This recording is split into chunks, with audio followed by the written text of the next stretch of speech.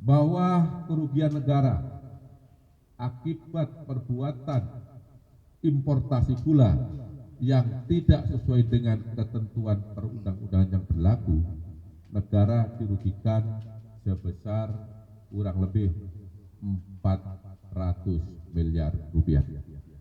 Akan tetapi, pada tahun yang sama, yaitu tahun 2015 tersebut, Menteri Perdagangan, yaitu Saudara TTR, memberikan izin persetujuan impor gula kristal mentah sebanyak 105.000 ton kepada PT AP, yang kemudian gula kristal mentah tersebut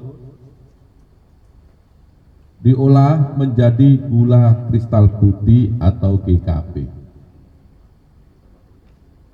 Sesuai dengan keputusan Menteri Perdagangan dan Perindustrian nomor 527 tahun 2004, yang diperbolehkan impor gula kristal putih adalah BUMN. Tetapi berdasarkan persetujuan impor yang telah dikeluarkan oleh tersangka TTL, impor gula tersebut dilakukan oleh PT AP, dan impor gula kristal mentah tersebut tidak melalui rapat koordinasi atau rakor dengan instansi terkait serta tanpa adanya rekomendasi dari Kementerian Perindustrian guna mengetahui kebutuhan real gula di dalam negeri. Kemudian pada tanggal 28 Desember 2015 dilakukanlah rapat koordinasi di bidang perekonomian yang dihadiri oleh kementerian di bawah Menko Perekonomian, yang salah satu pembahasannya bahwa Indonesia pada tahun 2016 kekurangan gula kristal putih sebanyak 200.000 ton dalam rangka stabilisasi harga gula dan pemenuhan stok gula nasional. Pada bulan November sampai dengan Desember 2015, tersangka CS selaku Direktur Pengembangan Bisnis PT PPI, Perusahaan Perdagangan Indonesia, memerintahkan staf senior manajer bahan pokok PT PPI atas nama P untuk melakukan pertemuan dengan 8 perusahaan swasta yang bergerak di bidang gula, padahal dalam rangka pemenuhan stok dan stabilisasi harga seharusnya diimpor adalah gula kristal putih secara langsung, dan yang dapat melakukan impor tersebut hanya BUMN. Bahwa ke-8 perusahaan swasta yang mengelola gula kristal mentah menjadi gula kristal putih, sebenarnya izin industrinya adalah produsen gula kristal rafinasi yang diperuntukkan untuk industri makanan, minuman, dan farmasi. Setelah ke-8 perusahaan tersebut mengimpor dan mengelola gula kristal mentah menjadi gula kristal putih, selanjutnya PT PPI seolah-olah membeli gula tersebut, padahal senyatanya gula tersebut dijual oleh perusahaan swasta, yaitu 8 perusahaan tersebut, ke pasaran atau ke masyarakat melalui distributor yang terafiliasi dengannya dengan harga 16.000 per kilogram, yaitu harga yang lebih tinggi dari HET saat itu 13.000, dan tidak dilakukan operasi pasar. Bahwa dari pengadaan dan penjualan GKM yang telah diolah menjadi gula kristal putih tersebut, PT PPI mendapatkan fee dari 8 perusahaan yang mengimpor dan mengelola gula tadi sebesar Rp105 per kilogram. Bahwa kerugian negara akibat perbuatan importasi gula yang tidak sesuai dengan ketentuan perundang-undangan yang berlaku, negara dirugikan sebesar kurang lebih 400 miliar rupiah. Bahwa selanjutnya pada hari ini Selasa 29 Oktober 2024, penyidik pada Jaksa Agung Muda Tindak Pidana Khusus Kejaksaan Agung Republik Indonesia menetapkan status saksi terhadap 2 orang menjadi tersangka karena telah memenuhi alat bukti bahwa yang bersangkutan telah melakukan tindak pidana korupsi. Adapun kedua tersangka tersebut adalah 1. TTL selaku Menteri Perdagangan periode 2015 sampai dengan 2016 berdasarkan surat penetapan tersangka nomor TAP garis dasar 60 garis miring F.2 garis miring FD.2 garis miring 10 garis miring 2024 tanggal 29 Oktober 2024. Yang kedua, tersangka atas nama CS selaku Direktur Pengembangan Bisnis pada PT PPI periode 2015-2016 berdasarkan surat perintah penetapan tersangka nomor TAP garis datar 61 garis miring F.2 garis miring FD.2 garis miring 10 garis miring 2024 tanggal 29 Oktober 2024. Bahwa terhadap kedua tersangka dilakukan penahanan rutan selama 20 hari ke depan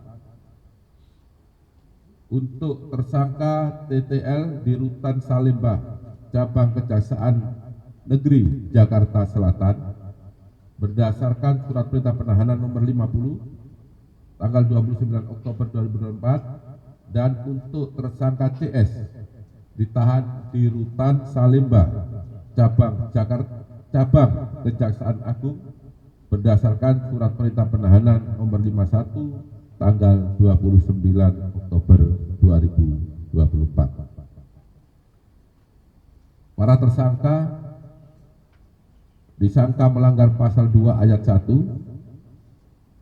atau pasal 3 junto pasal 18 Undang-Undang Republik Indonesia tahun nomor 31 tahun 1999 sebagaimana diubah dengan Undang-Undang nomor 20 tahun 2021 junto Undang-Undang Republik Indonesia nomor 31 tahun 1999 tentang perubahan atas Undang-Undang RI tahun nomor 31 tahun 99 tentang perundangan tindak pidana korupsi junto pasal 55 ayat 1 ke 1 KUHP. Demikian yang dapat saya sampaikan. Mohon maaf apabila ada yang kurang jelas dalam penjelasan saya. Saya akhiri, wabillahi taufiq wa hidayah. Wassalamualaikum warahmatullahi wabarakatuh. Waalaikumsalam warahmatullahi wabarakatuh. Baik, terima kasih Direktur Penyidikan. Rekan-rekan media, itu keterangan yang sudah disampaikan oleh Pak Direktur Penyidikan, saya kira sangat lengkap ya. Kalau ada hal-hal yang ingin didalami, barangkali ada 1-2 pertanyaan, silakan. Dan sebelumnya kami informasikan bahwa nanti kita turun secara beraturan saja dan barangkali kedua tersangka akan diturunkan setelah kita semua sudah menunggu di bawah. Ya, saya kira begitu. Ada pertanyaan? Cukup? Pak, penegasan aja Pak untuk peran Dari mana Pak? dari Rama dari Radio Alsinta. Penegasan aja untuk peran dari Mendak 2015-2016 ini Pak TL ya, Pak Tenggung ya. Itu seperti apa? Sejauh mana Pak? Silakan Pak Dir. Penegasan terhadap peran dari TTL ya. Jadi sudah jelas sebenarnya. Saya rasa tadi sudah cukup jelas ya, bahwa TL ini tadi yang pertama adalah telah memberikan penugasan kepada perusahaan ya untuk mengimpor gula kristal mentah menjadi gula yang kemudian diolah menjadi gula kristal putih dalam rangka stabilisasi harga gula di masyarakat. Karena pada saat itu gula langka, harga melambung tinggi. Padahal seharusnya yang berhak melakukan impor gula untuk kebutuhan dalam negeri dalam rangka stabilisasi harga adalah BUMN yang ditunjuk oleh Menteri Perdagangan. Itu pun adalah seharusnya gula kristal putih, bukan gula kristal mentah. Ya, sudah jelas? Saya kira begitu ya. Ada yang lain? Cukup? Oke, karena tidak ada lagi, saya kira kami sampaikan terima kasih. Ya. Untuk dari kasus maaf ini dari pengadilan. Baik. Untuk tersangka lain, ya kita ikuti perkembangan dari hasil penyidikan. Artinya tidak menutup kemungkinan akan bertambah tersangka lain apabila telah ditemukan bukti yang cukup bahwa yang bersangkutan telah melakukan tindak pidana korupsi. Ya. Silakan. Satu lagi, izin. Alkah dari Media Indonesia, tersangka TTL ini, bagaimana sikap Kejagung merespon? Terima kasih. Baik. Terima kasih, pertanyaan yang sangat bagus. Bahwa penyidik bekerja berdasarkan alat bukti. Itu yang perlu digarisbawahi.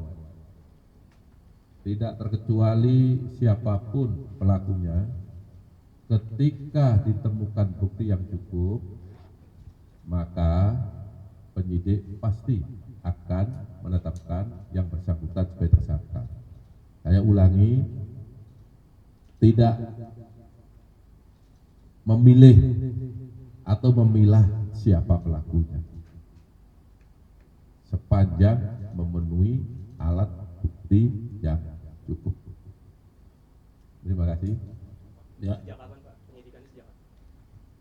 Penyidikan dalam perkara ini sudah cukup lama, sejak Oktober 2023. Jadi kalau dihitung mungkin 1 tahun. Dengan jumlah saksi sekitar 90. Tentu penyidikan tidak hanya berdiri di sana, kita juga minta penghitungan kerugian keuangan negara. Juga memerlukan ahli, sehingga cukup lama karena perkara ini bukan perkara yang biasa, bukan perkara yang sederhana. Ya, cukup ya. Ya, satu lagi. Ya, kita sudah tahap penyidikan setahun. Artinya kalau penyidikan ya tentu sebelum itu, ya. Saya tidak punya data ini mulai kapan, tapi yang pasti subsistem daripada penyidikan adalah penyelidikan. Itulah tahap yang telah diatur dan ditentukan dalam KUHP. Ya, cukup ya. Terakhir, TV1 masih. Tadi mau nanya soal ini Pak, izin Pak, dari TV One soal barang buktinya kan kerugiannya sampai miliar. Ini barang bukti yang udah dipegang sama penyidik ini apa aja Pak? Kalau boleh. Ya, tentu kalau barang buktinya gula sudah tidak ya, karena gula kan sudah beredar di masyarakat apalagi tahun 2015 ya. Bukti yang telah kita dapat, satu, catatan, dokumen, keterangan saksi, ya, keterangan ahli, itu bukti.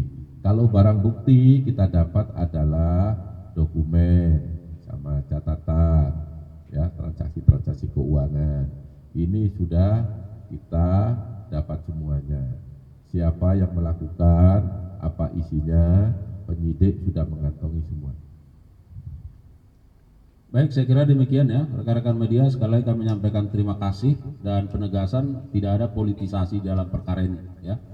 Dan kami sangat bersyukur rekan-rekan media terus melakukan dukungan, support, dan ini bagian dari support masyarakat. Dan kami terus mengharapkan dukungan supaya kami terus bergerak ke arah yang lebih baik. Saya kira demikian. Mohon maaf kalau ada kekurangan. Billahi taufiq wa hidayah. Assalamualaikum warahmatullahi wabarakatuh.